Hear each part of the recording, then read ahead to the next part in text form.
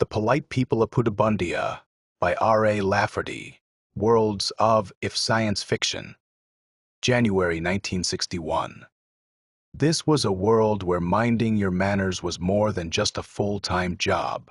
It was murder. Well, you will soon see for yourself, Marlowe.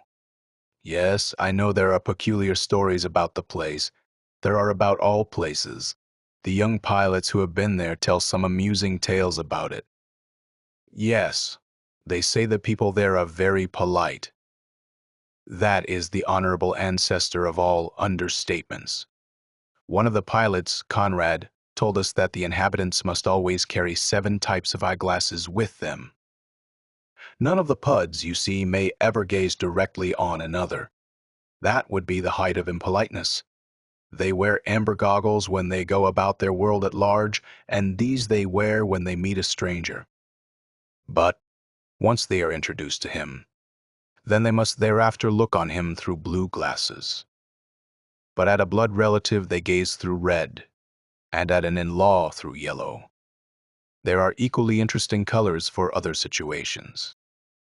I would like to talk to Conrad, not that I doubt his reports. It is the things he did not report that interest me. I thought you knew he had died. Thrombosis. Though he was sound enough when first certified. But if they are really people, then it should be possible to understand them. But they are not really people. They are metamorphics, they become people only out of politeness, to tell that a little low they're biped and of a size of us. They have a chameleon-like skin that can take on any texture they please, and they possess extreme plasticity of features. You mean they can take on the appearance of people at will? So Bentley reported. I hadn't heard of him. Another of the young pilots. According to Bentley, not only do the Puds take on a human appearance, they take on the appearance of the human they encounter. Out of politeness, of course, quite a tribute, though it seems extreme. Could I talk to Bentley, also dead? A promising young man, but he reported some of the most amusing aspects of all. The circumlocutions that the Puds use in speaking our language. Not only is the second person eschewed out of politeness, but in a way all the other persons also. One of them could not call you by your name. Marlowe, he would have to say, one hears of one who hears of one of the noble name of Marlowe. One hears of one even now in his presence. Yes, that is quite a polite way of saying it, but it would seem that with all their circumlocutions they would be inefficient. Yet they are quite efficient. They do things so well that it is almost imperative that we learn from them. Yet for all our contacts, for all their extreme politeness coupled with their seeming openness, we have been able to learn almost nothing. We cannot learn the secret of the amazing productivity of their fields.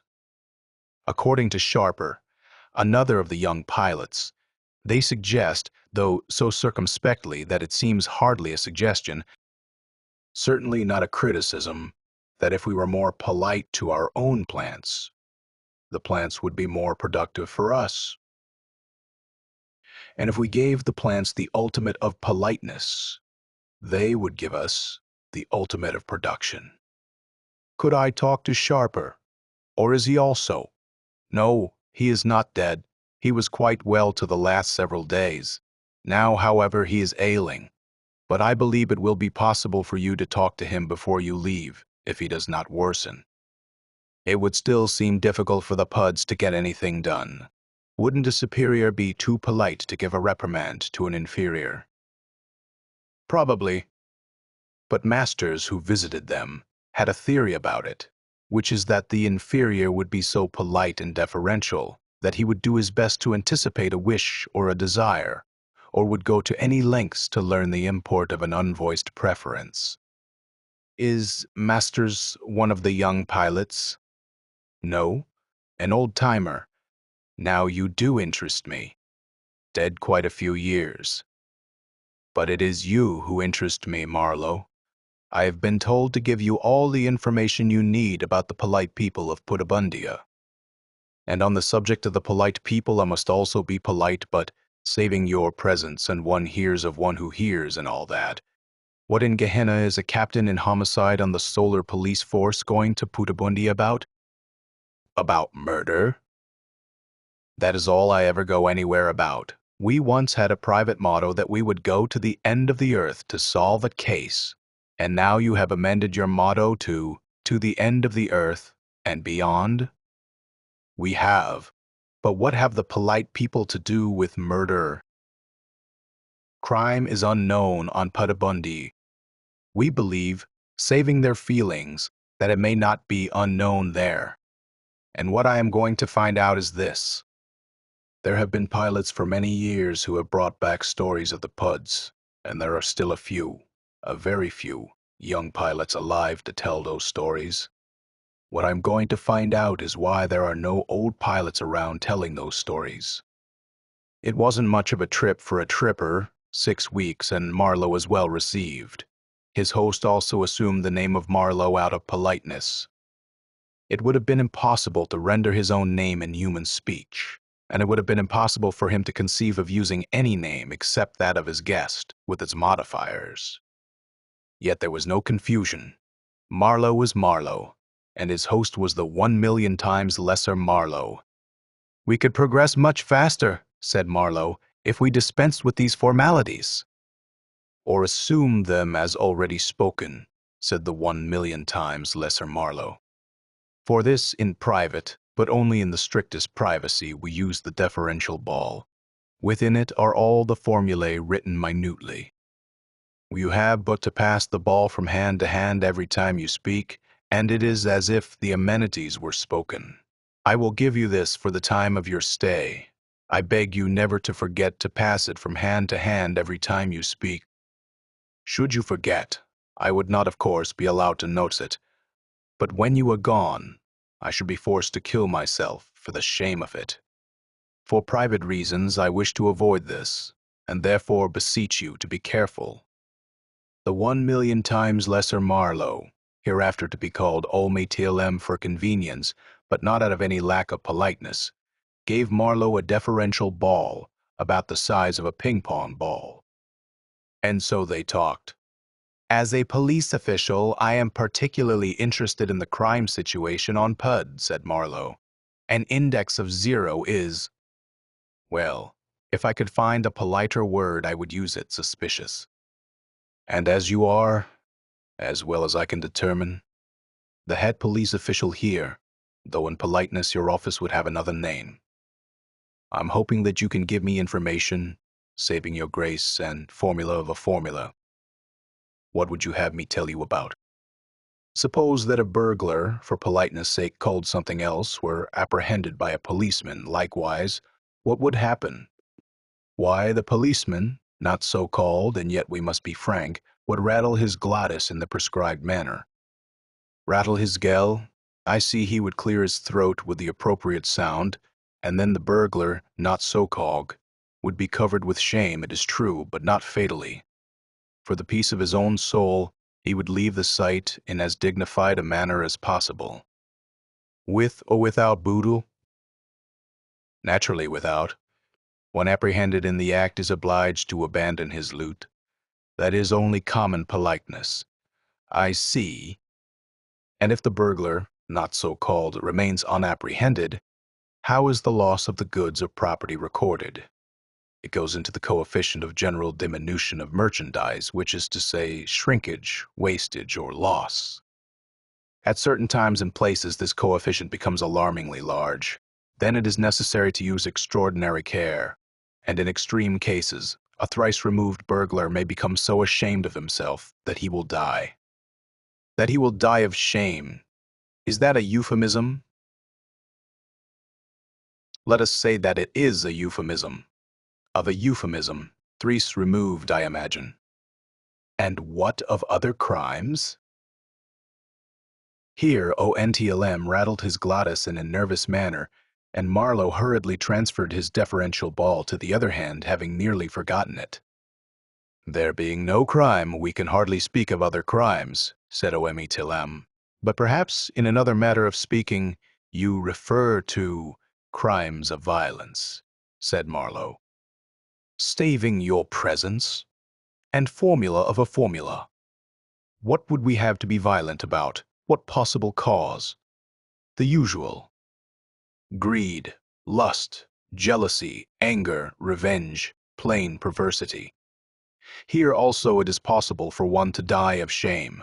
Sometimes the offender, sometimes the victim, sometimes both. A jealous person might permit both his wife and her paramour to die of shame. And the state in turn might permit him to perish likewise, unless there were circumstances to modify the degree of shame. Then he might still continue to live, often in circumscribed circumstances, for a set number of years. Each case must be decided on its own merits. I understand your meaning, but why build a fence around it? I do not know what you mean. I believe that you do. Why are the polite people of Pudibundia so polite? Is it simply custom? It is more than that, said the polite Pud. Then there is a real reason for it. And can you tell it to me? There is a real reason for it. I cannot tell it to you now, though, and perhaps not ever. But there is a chance that you may be given a demonstration of it just before you leave. And if you are very wise, you may be able then to guess the reason. I believe that there are several who have guessed it. I hope that we will have time for other discussions before you leave our sphere. And I sincerely do hope that your stay on Pudibundia is a pleasant one. And now, saving your presence, we must part. Formula of a formula. Formula of a formula and all that, said Marlowe, and went to discover the pleasures of Pudibundia. Among the pleasures of Pud was Mitzi, miniature image 1,000 times removed of the zestful Irma, who had now shaped up into something very nice. And shaped up is the correct term. At first, Marlowe was shocked by the appearance of all the females he met on Pud. Crude-featured, almost horse-faced. How could they all look like that? And he was even more shocked when he finally realized the reason.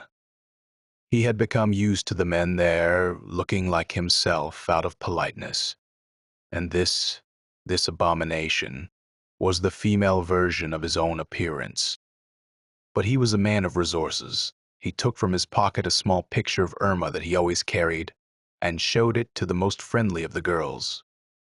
Could you possibly look like that? Why, of course. Let me study it for a moment. Now then. So the girl assumed the face of Irma. Incredible, said Marlowe, except Irma is red-headed. You will have only to ask. The photo is not colored, and so I did not know. We will try this shade to start with close, but could you turn it just a little darker? Of course. And there she was, Irma, of the most interesting face and wonderful hair. But the picture had been of the face only. Below that, the girl was a sack. If only there were some way to convey what was lacking. You still are not pleased with me, said the miniature image 1,000 times removed of the zestful Irma. Mitzi. But you have only to demonstrate. Show me with your hands. Marlowe with his hands sculptured in the air the figure of Irma as he remembered it, and Mitzi assumed the form, first face on, then face away, then in profile. And when they had it roughly, they perfected it, a little more here, a little less there. But there were points where his memory failed him. If you could only give me an idea of the convolutions of her ears, said Mitzi, and the underlying structure of the metatarsus. My only desire is to please. Or shall I improvise where you do not remember? Yes, do that, Mitzi. And how that girl could improvise. Marlowe and Mitzi were now buddies. They made a large evening of it. They tied one on. Formula of a formula, but they tied one on. They went on, a thrice-removed bender at the Betelgeuse Bar and Grill. They partook of the cousin of the alcohol itself, in the form of the Nono Rumbizoid, made of 9 kinds of rum. At the B-flat Starlight Club, they listened to the newest and most exciting music on all Pudibundia. At Alligator John's, one checks his inhibitions at the door. Here one also checks his deferential ball. Of course, the formulae are built into the walls, and at each exchange it is always assumed that they are said. But the iris room is really the ultimate. The light comes through 7 different colors of glass, and it is very dim when it arrives. And there the more daring remove their goggles entirely and go about without them in the multicolored twilight. This is illegal. It is even foolhardy. There is no earthly equivalent to it. To divest oneself and to sport with nudists would be tame in comparison. But Mitzi and her friends were of the reckless generation, and the iris room was their rendezvous. The orgy will not be detailed here. The floor show was wild. Yet we cannot credit the rumor that the comedian was so crude as to look directly at the audience, even in that color twilight. Or they so gauche as to laugh outright at the jokes, they who had been taught always to murmur. One knows of one who knows, of one who ventures to smile. Yet there was no doubting that the iris room was a lively place, and when they left it at dawn, Marlowe was pleased and sleepy and tipsy. There was a week of pleasure on Pudibundia. Swimming with Mitzi down at West Beach, gourmandizing with Mitzi at Gastrophiles, dancing with Mitzi, pub crawling, romancing, carrying on generally. The money exchange was favorable, and Marlowe was on an expense account. It was a delightful time, but still he did not forget the job he was on, and in the midst of his pleasure, he sought always for information. "When I return here," he said slyly, "we will do the many things that time does not allow when I come back here." "But you will not return," said Mitzi. "Nobody ever does, and why not? It is surely a pleasant place to return to. Why won't I return? If you cannot guess, then I cannot tell you. Do you have to know why?" "Yes, I have to know why. That is why I came here to find out. To find out why the young men who come here will never be able to return here or to anywhere else. I can't tell you." "Then give me a clue." In the iris room was a clue. It was not till the color-filtered light intruded between us that we might safely take off our goggles. I would save you if I could. I want you to come back. But those higher in authority make the decisions. When you leave, you will not return here or anywhere else. But already one has spoken to one who has spoken to one who has spoken too much. There is a point beyond which politeness is no longer a virtue. Mitzi. I know, if I could change it, I would. So the period of the visit was at an end, and Marlowe was at his last conference with O-me-ilem, following which he would leave Pudibundia. Perhaps forever. "Is there anything at all else you would like to know?" asked O-n-t-l-m. "There is almost everything that I still want to know. I have found out nothing." "Then ask. I don't know how." If I knew the questions to ask, it is possible that I would already know the answers. Yes, that is entirely possible. Omintilam seemed to look at him with amused eyes. And yet the eyes were hidden behind purple goggles. Marlowe had never seen the eyes of O-me-ilem. He had never seen the eyes of any of the Puds. Even in the iris room, in that strangely colored light, it had not been possible to see their eyes. "Are you compelling me to do something?" asked Marlowe. "I may be compelling you to think of the question that has eluded you. Would you swear that I have not been given some fatty sickness?" "I can swear that to the very best of my knowledge, you have not." "Are you laughing at me with your eyes? Number, my eyes have compassion for you. I have to see them." "You are asking that, yes." "I believe the answer to my question is there," Marlowe said firmly. Amtelem took off his purple goggles. His were clear, intelligent eyes, and there was genuine compassion in them. "Thank you," said Marlowe. If the answer is there, it still eludes me. I have failed in my mission for information. But I will return again. I will still find out what it is that is wrong here. No, you will not return. What will prevent me? Ask Marlowe. Your death in a very few weeks. What will I die of? What did all your young pilots die of? But you swore that you did not know of any sickness I could have caught here. Marlowe cried. That was true when I said it. It was not true a moment later. Did all the pilots ask to see your eyes? Yes. All curiosity is a failing of you earthlings. Is it that the direct gaze of the Puds kills? Yes. Even ourselves it would kill. That is why we have our eyes always shielded. That is also why we erect another shield, that of our ritual politeness, so that we may never forget that too intimate an encounter of our persons may be fatal. Then you have just murdered me? Let us say rather that one hears of one who hears of one who killed unwillingly. Why did you do it to me?